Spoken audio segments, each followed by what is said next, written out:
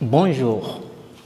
Es-tu en mesure de me dire quel est le côté opposé, quel est le côté adjacent et quelle est l'hypoténuse dans ce triangle? Alors, si tu ne peux pas le faire, je suis là pour t'expliquer pas à pas et par la suite, on va voir comment calculer la distance AB et AC. Donc ici, nous avons un petit exercice. ABC est un triangle rectangle tel que le côté BC mesure 5 mètres, l'angle qui est ici l'angle θ égale à 30 degrés, on nous demande de calculer le côté AB et AC. Pour cela, tu devrais d'abord être capable de connaître ce que c'est le côté adjacent, de connaître ce que c'est le côté opposé et l'hypoténuse, et ensuite on va parler des relations métriques des angles dans un triangle rectangle. Alors, si tu as un triangle, voilà, rectangle, toujours quand on parle des côtés opposés, des côtés adjacents ou bien hypoténuse, c'est toujours dans un triangle rectangle. Quand le triangle n'est pas rectangle, alors l'histoire du côté adjacent ou côté opposé n'existe pas. Donc, sauf dans un triangle rectangle. Alors, ici, nous avons un triangle rectangle. Si je vous dis que le triangle, c'est un triangle MNK, ce triangle est un triangle rectangle en M, ce qui veut dire que l'angle droit se trouve au point M. Donc, un triangle rectangle est d'abord un triangle qui a un angle droit ou un angle de 90 degrés. Et là où il y a l'angle de 90 degrés, on fait un petit carreau comme ça pour matérialiser l'angle droit. Alors, déjà, quand le triangle est rectangle, la première chose que vous devrez savoir, il y a un côté qu'on appelle hypoténuse. Et ce côté, c'est le plus long côté dans un triangle rectangle. Alors, clairement ici, on peut voir que le plus long côté dans ce triangle rectangle, c'est NK. Donc, NK, on l'appelle hypoténuse. Voilà. Donc, l'hypoténuse ne change jamais dans un triangle rectangle. Oui, l'hypoténuse est toujours hypoténuse. Mais vous allez certainement me poser la question, quel est alors le côté opposé, quel est le côté adjacent? Si vous me demandez dans ces cas, je ne peux pas vous répondre parce que les côtés opposés et les côtés adjacents dans un triangle dépendent en fait d'un angle. Donc, si vous me dites le côté opposé, je vous pose la question, c'est par rapport à quel angle? C'est par rapport à l'angle qui est ici, au sommet K, ou bien c'est par rapport à l'angle qui est ici, au sommet N. Donc, on ne travaille pas avec l'angle droit. Donc, soit l'angle qui est ici, soit l'angle qui est ici. Alors, si je nomme cet angle-là comme un angle alpha, et l'angle ici, c'est comme un angle bêta, et que vous me posez la question, quel est le côté opposé par rapport à l'angle alpha? Ok, quand on dit côté opposé, c'est le côté qui est en face de l'angle. L'angle est ici, vous voyez, n'est-ce pas? Le côté qui est en face de l'angle, c'est le côté MK, donc il est en face de l'angle. Et MK est appelé le côté opposé. C'est parce que les deux demi-droites qui forment l'angle ne sont pas concernés. Vous voyez, NM et NK sont les deux demi-droites qui forment l'angle. Mais MK, le côté qui ne forme pas l'angle là, c'est celui-là qu'on appelle côté opposé. Donc, le côté opposé par rapport à l'angle alpha, c'est MK. Mais quand vous me posez la question, quel est alors le côté opposé par rapport à l'angle bêta? Donc, l'angle bêta, le côté opposé, c'est le côté qui regarde en face. Vous voyez, c'est ce côté qui regarde l'angle en face là qu'on appelle côté opposé. Vous voyez, et le plus long côté est toujours hypoténuse. J'espère bien que vous avez compris à travers cette petite explication ce que c'est le côté opposé. Si j'ai fait n'importe quel triangle, qui est un triangle rectangle, alors quand l'angle est ici, ces côtés, avec ces côtés, l'angle les touche, c'est-à-dire le truc que je fais comme ça, il a touché ce côté et il a touché ce côté.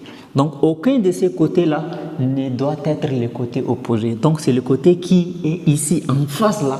C'est ça qu'on appelle côté opposé. Bien. Alors, maintenant qu'on a déjà compris l'histoire du côté opposé, maintenant, je vais seulement considérer un seul angle pour ne pas confondre les choses. Alors, ici, je fasse l'angle alpha. Je laisse seulement l'angle bêta. Alors, par rapport à l'angle bêta, le côté opposé, c'est le côté MN. Donc, c'est ce côté-là, on l'appelle le côté opposé. Maintenant, le côté adjacent, c'est quel côté? Le côté adjacent, c'est celui qui forme l'angle avec l'hypoténuse. Ça veut dire, l'hypoténuse est là. La ligne qui est à côté de l'hypoténuse, qui forme l'angle là, c'est cette ligne-là qu'on appelle toujours côté adjacent. Donc, le côté adjacent, c'est toujours un côté qui forme l'angle avec l'hypoténuse. Donc, l'angle dans un triangle rectangle est toujours formé entre l'hypoténuse et le côté adjacent. Le côté opposé, lui, il ne forme jamais l'angle avec l'hypoténuse. C'est le côté adjacent. Donc, l'hypoténuse et le côté adjacent, c'est eux qui forment l'angle et cet angle-là est bêta. Et le côté qui est en face de l'angle, je sais très bien que c'est le côté opposé. Donc, si je change directement l'angle ici, je mets un angle alpha et qu'on me demande quel est le côté opposé, donc le côté opposé, c'est ce côté-là maintenant. Et le côté adjacent, c'est le côté qui forme l'angle avec l'hypoténuse, on l'appelle côté adjacent. J'espère bien que ici, à travers mon explication, vous avez compris côté opposé, côté adjacent et hypoténuse. Voilà. Donc, dans notre triangle ici, le triangle rectangle, le côté BC, c'est l'hypoténuse. Donc, hypoténuse. Voilà. Le côté AC, donc AC, il forme l'angle avec l'hypoténuse. Donc, c'est le côté adjacent. Donc, adjacent. OK. Et le côté AB, il est en face de l'angle. C'est le côté opposé. Donc, nous avons le côté opposé. Bien. Maintenant, qu'est-ce qu'il faut faire? Notre objectif, c'est de trouver, d'identifier quel côté est adjacent, quel côté est opposé et quelle est l'hypoténuse. Et par après, on va écrire les relations métriques des angles dans un triangle rectangle. Alors, maintenant qu'on a l'angle et on a l'hypoténuse, nous, on veut déterminer le côté adjacent et on veut aussi déterminer le côté opposé dans ces cas. Alors, maintenant, je devrais vous donner une astuce pour pouvoir calculer le côté opposé et pour pouvoir aussi calculer le côté adjacent. Alors, pour calculer le côté opposé, donc côté opposé, voilà, vous avez besoin d'utiliser les sinus. Et pour calculer le côté adjacent, vous avez besoin d'utiliser le cosinus. Voilà. Vous voyez, mais pas dans tous les cas. Quelquefois, vous utilisez aussi tangente. Je vais en venir ici. Alors, côté opposé, j'utilise sinus. Pourquoi je dis ça? Parce que le sinus de l'angle θ qui est ici, la formule, c'est la formule. Dans un triangle rectangle, le sinus d'un angle est égal au côté opposé sur l'hypoténuse. Sur l'hypoténuse. Donc, le sinus d'un angle θ égale au côté opposé sur l'hypoténuse. Donc, sinus de l'angle θ égale côté opposé. Le côté opposé ici, c'est AB. Donc, ça me donne AB sur l'hypoténuse. L'hypoténuse, c'est BC. Donc, sur BC. Vous voyez? Donc, voilà, sinus de l'angle θ égale à AB sur BC. Et maintenant, si je voudrais chercher le cosinus de l'angle, le côté adjacent, donc j'utilise le cosinus. Donc, cosinus de l'angle θ égale au côté adjacent, le côté adjacent sur l'hypoténuse, Voilà. Alors, le cosinus de l'angle θ est égal au côté adjacent. Le côté adjacent ici, c'est AC. Sur l'hypoténuse c'est BC. Voilà, ce sont des formules très importantes. Ça ne va pas seulement vous servir en trigonométrie, ça va vous servir en mécanique, en dynamique, dans toutes les autres disciplines que vous faites, là, ça va vous servir. Alors, cosinus θ égale à AC sur BC. Donc, voilà la relation entre le sinus et le côté opposé et le cosinus et le côté adjacent. Vous voyez, donc sinus de l'angle θ est égal à côté opposé sur hypoténuse, donc ça veut dire le sinus de l'angle θ égale à AB sur AC. Mais maintenant, moi je voudrais tirer le côté AB et je vais tirer aussi le côté AC. Pour calculer le côté AB, j'ai l'angle et j'ai le côté BC. Maintenant, je devrais d'abord me poser la question, AB c'est quel côté? Donc, je dois d'abord identifier les côtés AB. AB, c'est le côté opposé. Comme c'est le côté opposé, j'utilise les sinus. Sinus de l'angle θ est égal au côté opposé sur hypoténuse. Côté opposé, c'est AB et hypoténuse, c'est BC. Maintenant, ici, qu'est-ce que je dois faire? Je dois appliquer ce qu'on appelle le produit en croix. Comme ça et comme ça. Donc, c'est-à-dire, je multiplie 1 fois B, 1 fois AB, ça donne AB. Et sinus θ fois BC, ça me donne BC fois sinus de l'angle θ. Et là, j'ai déjà tiré AB. AB égale à BC sinus de l'angle θ. Et j'encadre et je fais l'application numérique. AB égale BC. BC, c'est 5 mètres fois sinus de 30 degrés. Donc, fois sinus de 30 degrés. Et en utilisant le cercle trigonométrique, sinus de 30 degrés est égal à 1,5. Donc, AB égale à 5 fois 1,5 qui est égal à 5 demi qui est égal à 2,5. Donc, le côté AB, ça nous donne 2,5.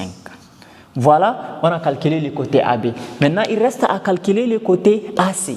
Donc, on doit d'abord identifier le côté AC. C'est quel côté? S, c'est le côté opposé. S, c'est le côté adjacent. Donc, AC, c'est le côté adjacent. Comme c'est le côté adjacent, il n'y a pas de souci. Donc, on sait qu'on utilise cosinus. Donc, cosinus de l'angle θ égale à côté adjacent sur hypoténuse. Ou cosinus de l'angle θ ici égale à AC sur BC dans notre cas. Donc, c'est AC qu'on veut tirer. Donc, on fait le produit en croix. BC fois cosinus θ égale à 1 fois AC. Donc, j'écris d'abord 1 fois AC qui est égal à BC fois cosinus θ qui donne BC cosinus de θ. Et là, AC égale BC. BC, c'est combien? C'est 5 fois cosinus θ. Ça veut dire fois cosinus de 30 degrés. Et là, cosinus de 30 degrés est égal à racine carrée de 3 sur d. Donc, ça fait 5 fois racine carrée de 3 sur d qui est égal à 5 racine carrée de 3 sur d. Ça devait être une distance plus grande que 2,5. Donc, AC égale à 5 racine carrée de 3 sur d. Voilà, donc ici c'est en mètres, ici aussi c'est en mètres. Mais il y a une chose que vous devrez comprendre ici. Il arrive des fois où on ne donne pas l'hypoténuse. On ne donne pas l'hypoténuse. On donne seulement le côté, peut-être on donne le côté adjacent et on ne donne pas le côté opposé, ou on donne le côté opposé, on ne donne pas le côté adjacent et on donne l'angle. Là, si on ne vous donne pas l'hypoténuse, on n'utilise ni cosinus ni sinus. Alors, dans ces cas, il faut utiliser la tangente. Donc, comme je vous ai dit, le cosinus est égal à côté adjacent sur hypoténuse et le sinus est égal à côté opposé sur hypoténuse. Là, maintenant, la tangente de notre angle θ est égale au côté opposé sur côté adjacent. Côté opposé sur côté adjacent. Donc, tangente de l'angle θ égale, dans ces cas, le côté opposé c'est AB et le côté adjacent c'est AC. Donc, je peux tirer si on me donne le côté adjacent et on ne me donne pas le côté opposé. Donc, je peux tirer le côté opposé. Si on me donne le côté opposé, mais on ne donne pas le côté adjacent, je peux tirer le côté adjacent. Voilà, de cette manière, on calcule. Donc, en résumé, le cosinus, pour calculer le côté adjacent, on utilise le cosinus. Pour calculer le côté opposé, on utilise le sinus. Et si, dans ces cas, si on nous donne l'hypoténuse, mais si on ne donnait pas l'hypoténuse, on peut utiliser les tangentes pour tirer le côté adjacent ou le côté opposé. Ainsi, mesdames et messieurs, nous sommes arrivés à la fin de notre vidéo. N'oubliez pas de la liker, de vous abonner et à très bientôt pour une nouvelle vidéo. Merci.